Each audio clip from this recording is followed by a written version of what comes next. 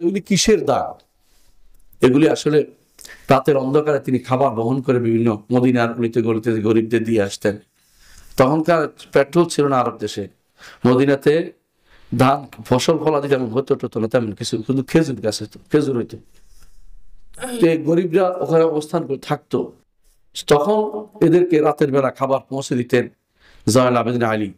কেউ বুঝতে পারেনি, মৃত্যুর পর শুধুমাত্র পিঠের দাগ দেখে বুঝতে পারছে যে তিনি রাতের বেলা কিছু বহন করে নিতেন। আর বুঝতে পেরেছে যারা খাবার পেত তারা বলতো রাতের অন্ধকার একটা লোক আসতো খাবার নিয়ে, তো আসে না, আমাদের খাবার আসে না, আজ কয়দিন আমার আর খাবার আসছে না। মৃত্যুর পরে বুঝতে পারছে মানুষ এরকম যারা দান করবে তারাই আরশের নিচে ছায়া পাবে। ওই রকম নয় যে কিছু একটা দিয়েই ছবি তুলে ফেসবুকে ছেড়ে দিলাম, ওইটা কিন্তু আমাদের জন্য বিপদের কারণ হবে। ফেসবুকে ছেড়ে আপনি কাকে দেখাতে যাচ্ছেন? আল্লাহ কি দেখেন না? আল্লাহ কি জানেন না? আপনাকে শয়তান পেয়ে বসেছে। আপনি মনে করছেন যদি আমি এভাবে না দিই তো কি করলাম? এই যে শয়তান আপনাকে নিয়ে যাচ্ছে খারাপ জায়গায়, শয়তান আপনার আমলটা নষ্ট করার ব্যবস্থা করছে। যারা এরকম ডান হাতে কি দিল বাম হাত জানতে পারলো না, তারাও আরশের নিচে ছায়া পাবে। আর সর্বশেষ ওই ব্যক্তির কথা বলেছেন রাসূলুল্লাহ সাল্লাল্লাহু আলাইহি ওয়াসাল্লাম 7 নম্বর, ওই ব্যক্তি আরশের নিচে ছায়া পাবে যেই ব্যক্তি একান্তে আল্লাহকে স্মরণ করেছে। একান্তে আল্লাহকে স্মরণ করা বুঝছেন কিনা? যে কোনো জায়গায় আপনি বসছেন, এটাকে বলে খালওয়াত দ্বারা আঞ্জুমান। মানুষের ভিতরে হইতে পারে, কিন্তু আপনি একান্ত হয়েছেন আল্লাহর সাথে, মনে করেছেন যে হাসরের মাঠে উপস্থিত হতে হবে, আল্লাহর সামনে জবাবদিহি করতে হবে, কবরে আল্লাহ ছাড়া কেউ আমাকে বাঁচাতে পারবে না। মৃত্যুর পরের জীবন, এখন তো দুনিয়ার মানুষ চিৎকার করলে আসে, তখন চিৎকার করলে কেউ আসবে না। একমাত্র আল্লাহকেই যদি আমি স্মরণ করি, তার কাছে আমি চাই তিনি শুধু আমাকে সব জায়গায় বাঁচাবেন, এই কথা মনে হয়ে যার চোখ দিয়ে পানি বের হয়ে গেছে, আল্লাহ তাকে আরশের নিচে ছায়া দিবেন। এই যুবকরা তা করতে পারে, চিন্তা করতে পারে যে আমি এখন যে রঙিন স্বপ্নের মধ্যে চলেছি, এই রঙিন স্বপ্ন বেশি দিন থাকবে না। আমার মতো অনেক যুবক বৃদ্ধ হয়ে গেছে, অনেক যুবক মরেও গেছে, অনেক যুবক বৃদ্ধ হয়ে গেছে, অনেক যুবক মরে গেছে। কেউ কিন্তু অন্যায় কাজটা, আমি যে অন্যায় এখন যাচ্ছে অন্যায়টা করে নাই, তারা কিন্তু ভালো অবস্থানে জান্নাতে হয়তো চলে যাবে আমার আগেই। এই চিন্তা করে আল্লাহ তাআলার কথা স্মরণ করে যে ব্যক্তি চোখের পানি ফেলবে, তাই না চোখ কাউকে দেখানোর জন্য নয়, চোখটা যার শিখতে হবে, আল্লাহ তাকে আরশের নিচে ছায়া দিবেন। আরো কি কোরআন আল্লাহ বলে দিয়েছেন, ওয়ালিমান খাফা মাকাম রাব্বিহি জান্নাতা, যেই ব্যক্তি আল্লাহর সামনে দাঁড়াবে, ভয় যার অন্তরে আসছে, তাদেরকে 2টা জান্নাত দিবেন।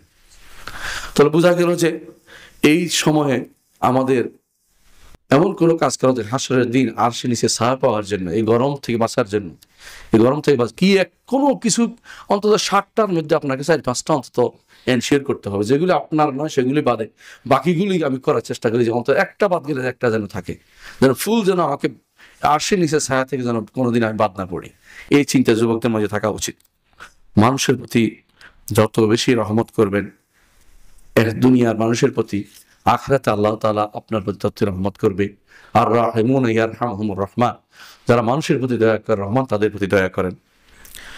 নবম যে কাজটি আমাদের করা দরকার সেটা হচ্ছে আপনাদের অধীন যে সমস্ত কর্মচারী আছে তাদেরকে একটু কমিয়ে দিন, কাজকর্মের ভার কমিয়ে দিন।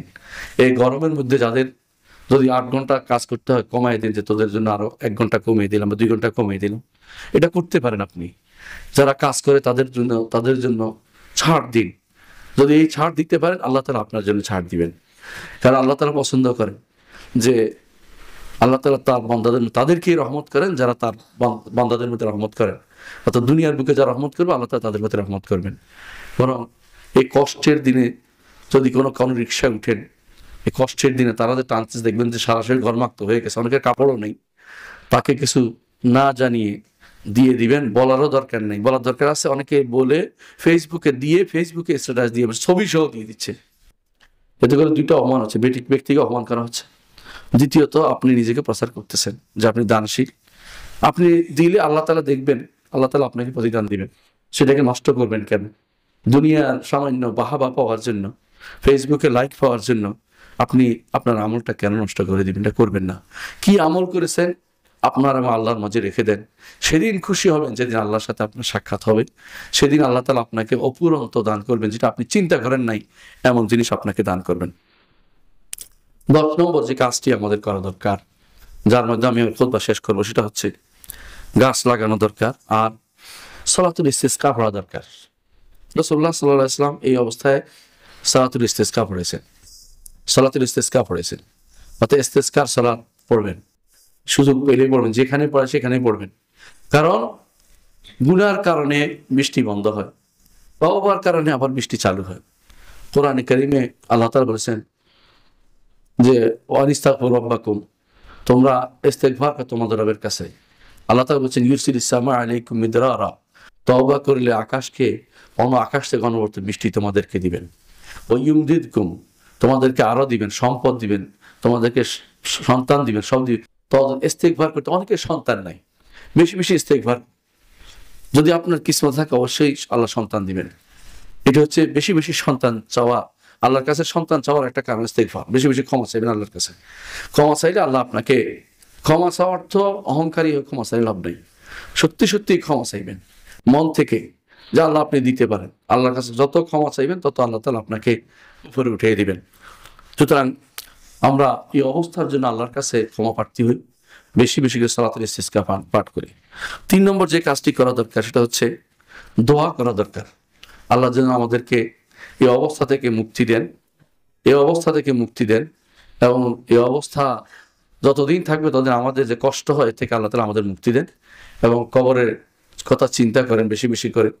কবরের মধ্যে কিন্তু কোনো এসি নেই, কবরের মধ্যে কিন্তু গরম, কবরের মধ্যেও গরম। সেখানে আল্লাহ তাআলা ব্যবস্থা, জান্নাত থেকে যদি লাইন করে না দেন, ব্যবস্থাপনা করে, হাদিসে ভেবে আসছে যদি জাহান্নামের ব্যবস্থাপনা করে দেন তাহলে কিন্তু অবস্থা খুব খারাপ। এই জন্য কবরের কথাও স্মরণ করি, হাসরের মাঠের কথা স্মরণ করি, জাহান্নামের কথা স্মরণ করি। এই গরম